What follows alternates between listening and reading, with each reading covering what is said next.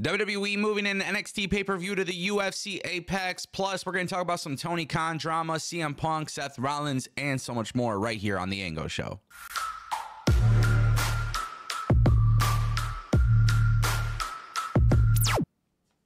Ladies and gentlemen, welcome back to TAS. Don't forget, we got a giveaway at 100,000 subscribers for a World Championship replica belt. And yes, we're just going to jump right into it. Tony Khan, 4 in the morning, firing back at Eric Bischoff and John Alba. This is the tweet that got crazy amount of views. Sunsetting this fraud of a business podcast before the next AEW media deal is a wise choice. Now, you might be wondering, why did Tony Khan tweet this? And it has a lot to do with the fact that Eric Bischoff's 83 Weeks podcast is going to be shutting down. And Tony Khan is taking a victory lap here. And I got to admit, whether or not you like Tony Khan, and I think I like Tony Khan. I think Tony Khan is a mark like all of us. I think Tony Khan is somebody who truly loves the business. But as somebody who likes Tony Khan, one of the things that make me dislike Tony Khan is his Twitter activity. And I think Tony Khan taking a victory lap over somebody shutting down their business for whatever reason. John Alba says in that statement that Eric Bischoff is just loaded with other stuff. He wants to put his time elsewhere. Here's the way that I look at it. We saw the Young Bucks take a victory lap inside the ring when CM Punk was gone, right? We saw them and they were in the ring and they're taking like a little victory lap, and it was so funny. The fans got it on camera. But then you got to look at the dark times that came ahead for AEW. And I feel like, this is kind of self-explanatory, man, but you're a billionaire.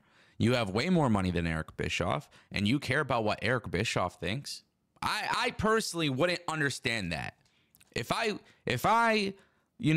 we all get criticism. People that make podcasts, people that are content creators, people that are business owners, we get criticism. But the only people I really care to criticize me is people that are doing much better than me. People that have done what I'm doing and done it better than me. If they criticize me, I like to take their criticism and truly believe that, you could learn something from them.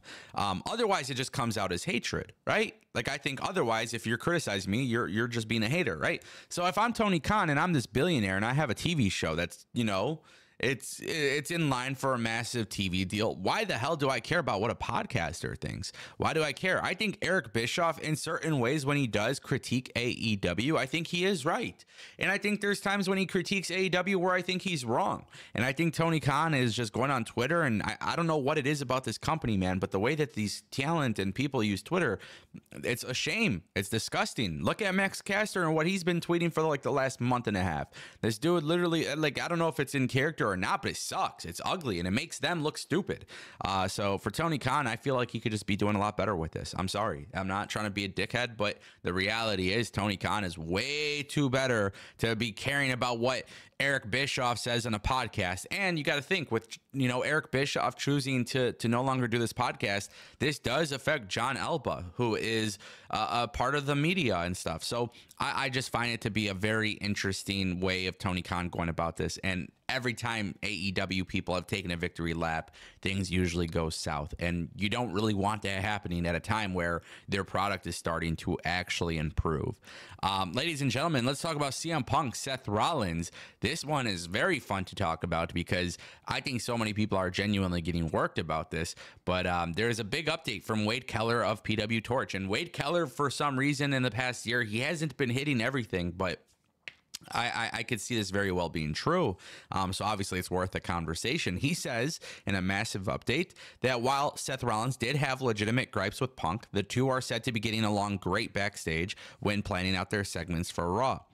This also continues a trend of CM Punk continuing to get positive reviews from many sources in regards to how he is carrying himself backstage among colleagues and management. And that's phenomenal. Like, our biggest concern about CM Punk coming back to WWE was, hey, how was he going to act, right? I think that was the general public's opinion, is how will CM Punk act backstage? And me personally, I'm happy about this. I think, and I said it before, I said, listen, guys, WWE is a little bit more structured. WWE is a little bit different of a company. Endeavor has way more people involved, and there's just way more happening backstage.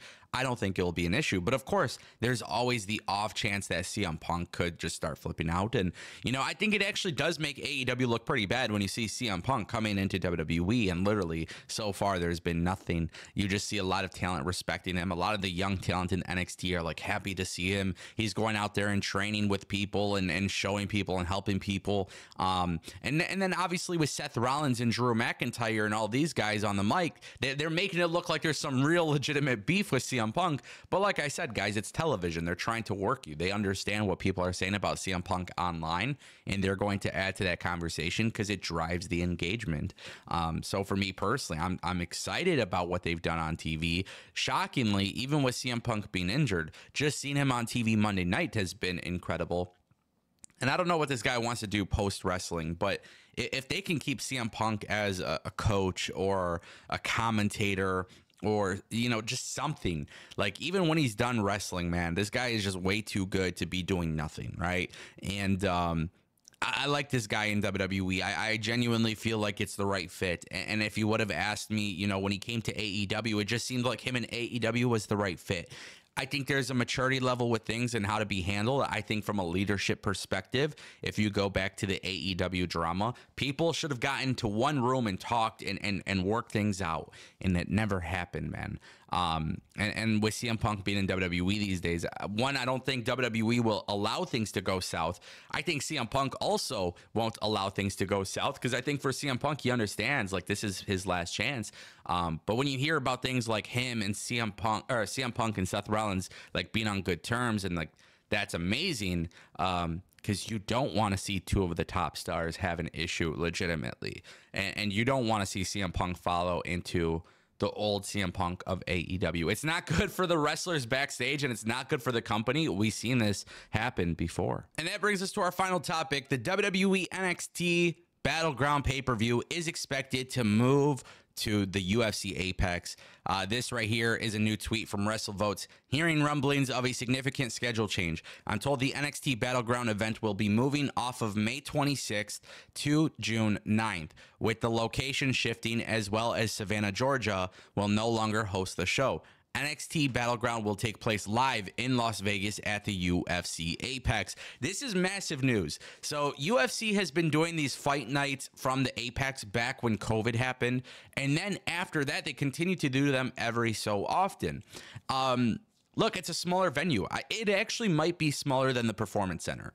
And you might be wondering, well, Ango, why are you so excited about that? Guys, NXT is not about big stadiums, big arenas. I mean, from time to time, it's good, you know, to get them out and about and having them do that. But NXT is the closest thing to a WWE studio wrestling show, right? And I think at the end of the day, this is still a developmental brand. Yes, there's a lot of people out there creating compelling storylines and great wrestling matches, but switching it up, getting them out of the Performance Center is what matters. The size of the crowd doesn't necessarily matter. I don't think you have to be chasing big crowds. I don't think it really matters the size of the crowd, as long as you're getting them out and about. Out of Florida into other places is amazing. Now, NXT has been doing pretty damn good with their numbers when they do leave and go into these smaller arenas. But at the same time, too, it's, you know, the UFC Apex is just a different visual. And I think that's a cool aspect to it, right? Now, ultimately, for me as a fan of WWE NXT, like, you could put them back in Full Sail. It doesn't really matter, right? I enjoy the product. You put them wherever you want. I think it's going to do very well. But this is interesting because this is the first time that WWE is going to be on the UFC Apex. And I'm curious to really see how that comes out and how it's presented on TV. I would like to see more of this, right? And the thing is, you don't want to do it with the main roster, but doing it with NXT is completely fine. And moving the pay-per-view, I don't know. I'm not sure why they did it or whatever. There's obviously no reasons just yet, but I don't think any of that truly matters. I think UFC being at the Apex could be really cool. They should actually do it from time to time. Keep in mind, it is a smaller crowd, so how do they go about selling tickets? I don't know. Usually with UFC Apex, it's not like this massive thing where everybody buys tickets and stuff. Usually you see media members and celebrities there. So I don't know. I don't know if I'm important enough, but as the #1 NXT fan in the world, through thick and thin from 2012 all the way till now. UFC, a massive UFC fan. I know where the Apex is, bro. You know, I'm just saying, WWE, if you would like to invite me, I will pay for my flight and hotel. I'll come out there just so I could enjoy NXT Battleground. That would be a very fun little vacation, and I would love to be there just because I simply love NXT and I love the UFC, and you bring me to where both places clash, I'll enjoy it. That should be fun. But nonetheless, I think this is cool. I don't think it's that big of a deal. And you know, we'll see what happens. Maybe they do more of this type of stuff. And not just at the UFC Apex, but different studio performance centers, things like that. We'll see what happens.